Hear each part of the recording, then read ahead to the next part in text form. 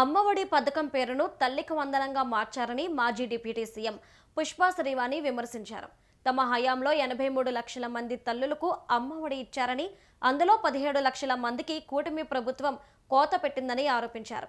Fee reimbursement పథకం ఈ డిసెంబర్తో కలిపి 8 త్రైమాసికాలు పెండింగ్ పెట్టారని ఆక్షేపించారు.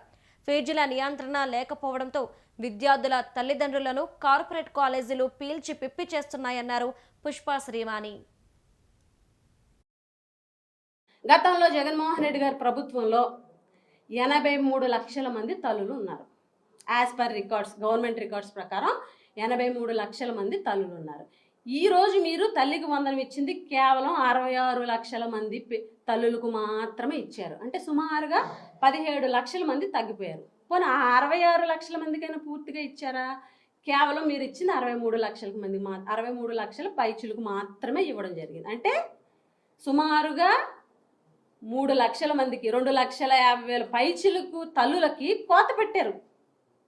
అంటే మీరు రిలీజ్ చేసిన బడ్జెట్ 10,090 కోట్లు,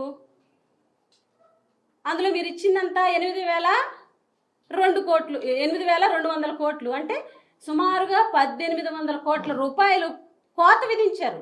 దీనికి సమాధానం చెప్పండి. అందరి తల్లులకి ఇస్తామని చెప్పింది ఎలక్షన్కి ముందు మీరే కదా.